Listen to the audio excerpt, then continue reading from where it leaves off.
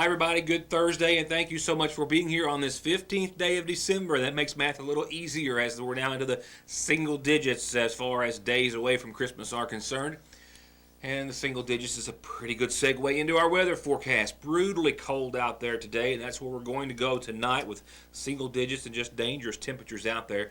And it's very likely that those dangerous temperatures last night and this morning contributed to or caused the death of a Magoffin County woman who was discovered in an icy creek in downtown Royalton in that area earlier today. I have a complete breakdown and report for you on that subject in just a few moments. Also on tonight's program, I've got some stunning video to show you on a couple of different fronts. Two stories in particular that I'm talking about. One is actually an auto accident that happened this morning. I don't know that I'll be able to air that this evening. I want to be able to talk to some folks if at all possible.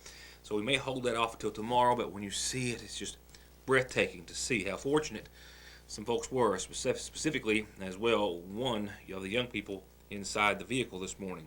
But there was an auto accident last night that we'll also be covering. The other piece of stunning video, if you will, is the scene that I'll take you to of a traffic stop last night after two people were found passed out in a car in the middle of the road in Saggersville.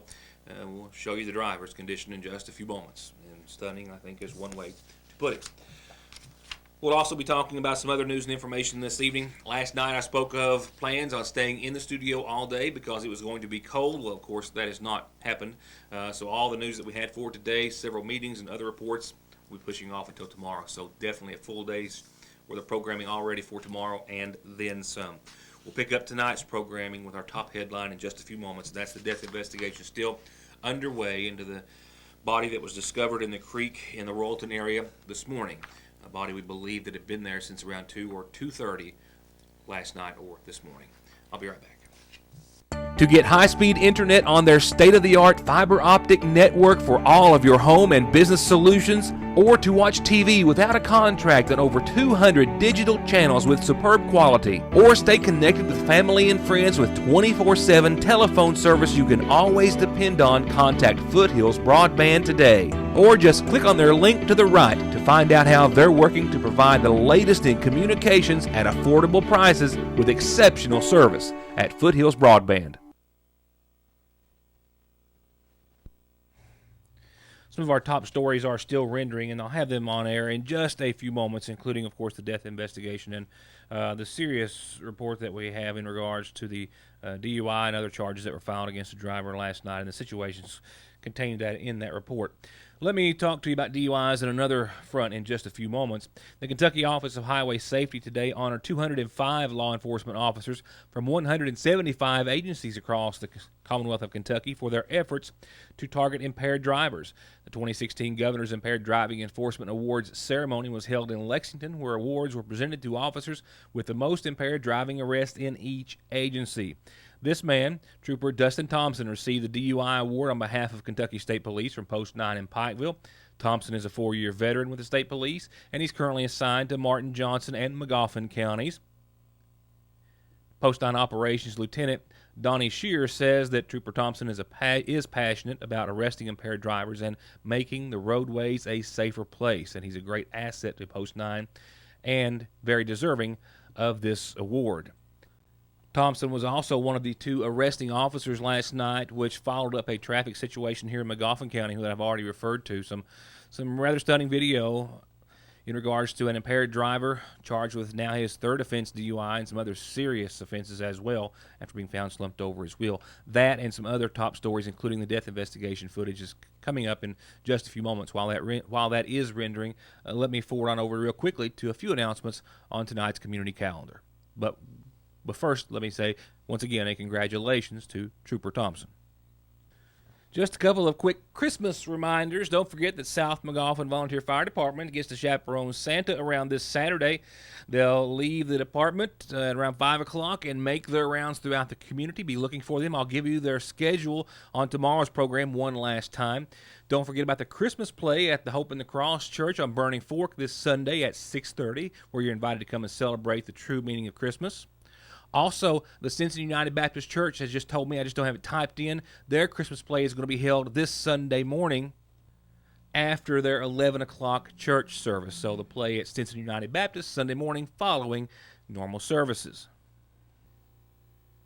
and a brief calendar tonight, but nevertheless, your community calendar to use for birthdays, anniversaries, and announcements like you just heard. All you have to do is tell me so we can tell everyone about them. First, a reminder about services to be held in honor of Ann Minix Williams. Services are going to be held this Saturday morning at 11. She passed away earlier this week, preceded in death by her husband Jack. She's survived by sons Daniel and Bart Bauer and Jackie Williams, as well as daughters Julie Young, Tina, and Myrtle Williams. Visitation continues this evening, all day tomorrow, and before Saturday morning services that once again start at 11. And we also have a complete listing now from the McGoffin County Funeral Home for 37-year-old Brian Douglas Howard, who is survived by his mother, Sandy Gullett Evans, his wife, Katie Minix Howard, son Ethan Holbrook, daughter Braylon Reed Howard, brothers Ryan and Taylor Howard as well. Funeral services are going to be held in his honor this Sunday morning at 11. Visitation will begin Friday at 6, continue all day Saturday and up until services on Sunday. And the family has requested that in lieu of flowers, please make contributions to the Sayersville Masonic Lodge.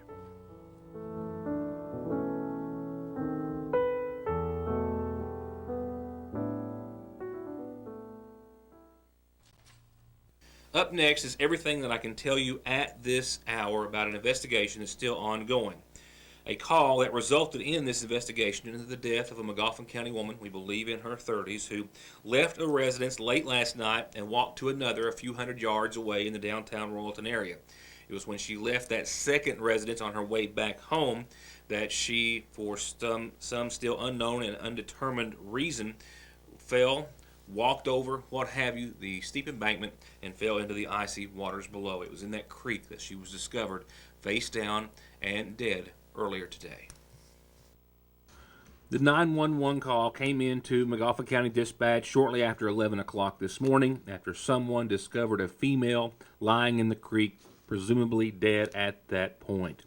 The McGoffin County Sheriff's Office, specifically Deputies Jonathan Holbrook and Neil Adams, were the first to arrive and soon after confirmed that it was indeed a fatality.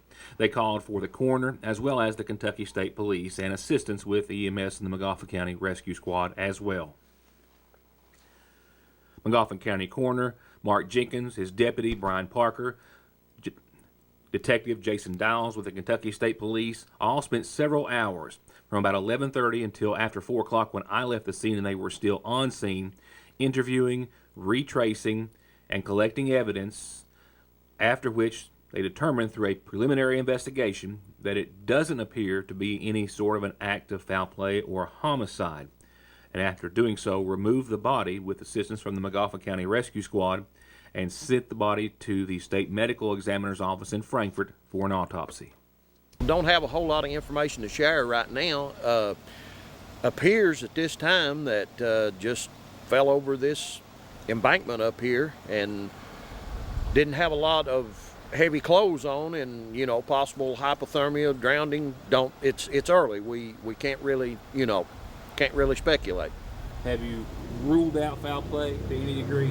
We like I say, it's early in the investigation. It doesn't appear at this time that there's any, but again, it is early in the investigation.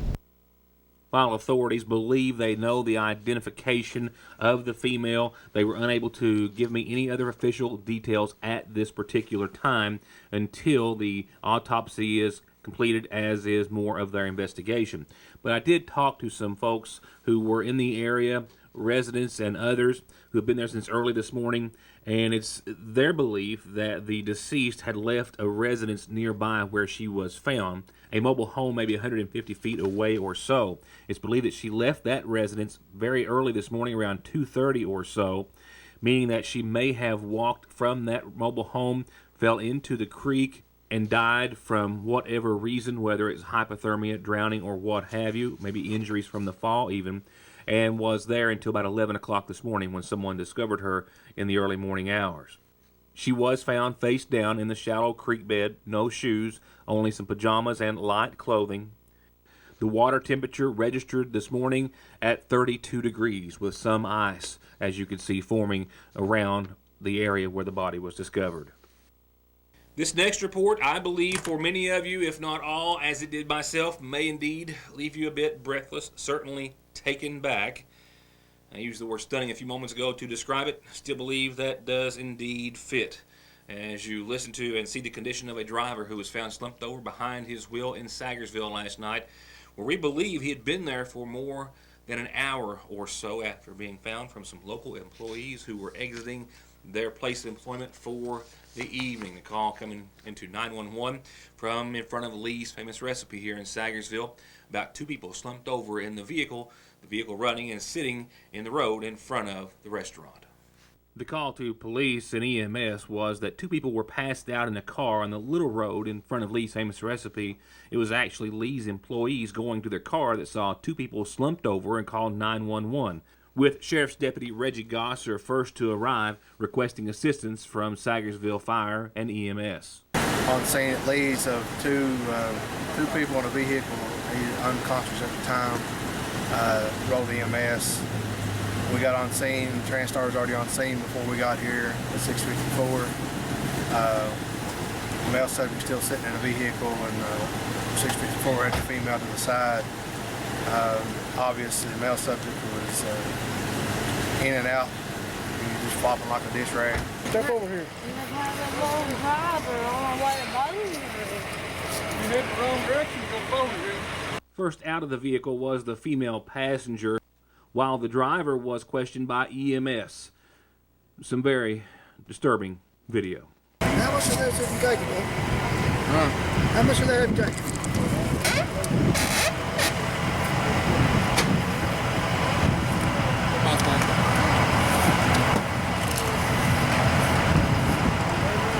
I didn't say that.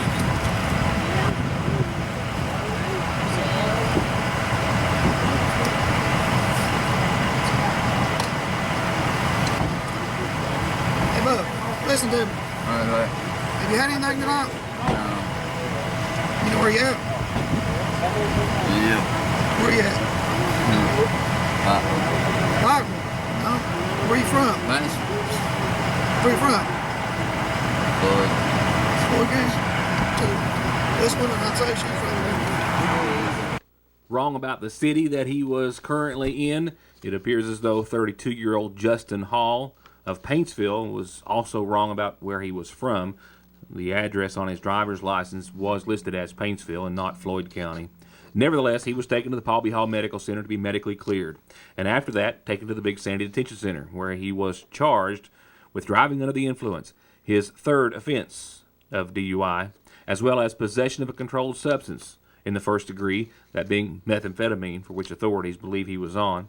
He was also charged with possession of drug paraphernalia and some traffic infractions, including not wearing his seatbelt, no registration receipt, and no insurance card. As for the female driver, who was nearly as under the influence, or as much so, 18-year-old Kelsey Crace of Paintsville was charged with public intoxication and wanton endangerment in the second degree. I inquired with Kentucky State Police Trooper Dustin Thompson, who was the arresting officer for Mr. Hall today.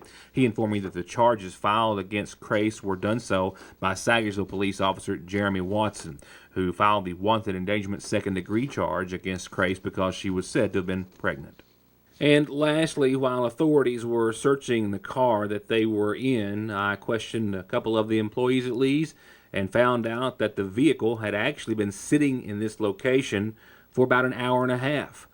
They had noticed the vehicle outside, but just believed that it had been left there, not realizing that someone was in it until someone had exited the store. So it's believed that these two may have been unconscious for about as long as an hour to an hour and a half. All right, to wrap it up this evening, we're almost there, and by that I'm referring to not just the end of the show, which is on a cold night, but the cold night in and of itself. This is a late taping of the program, around 10:45, and I've got 12 degrees here at the studio. So if I know if you're watching, you're watching the late show on Howard's Cable, and for that we appreciate it. We will see close to 6 degrees tonight, and we have the winds, which have finally they're no longer existent.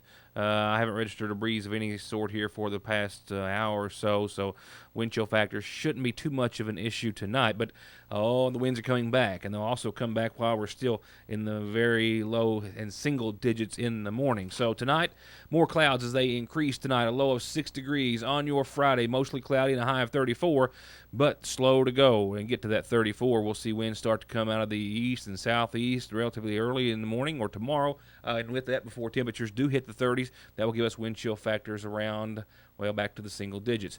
Now, that's the first part of this big puzzle.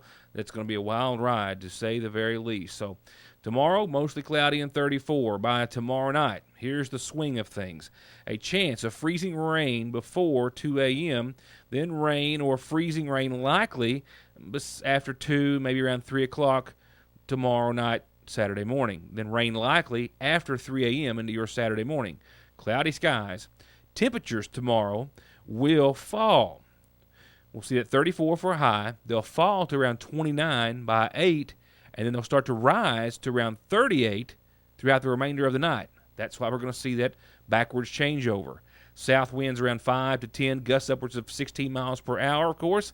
We'll just add a little fuel to the fire, so to speak. No accumulation expected as far as freezing rain or ice or anything of that nature right now.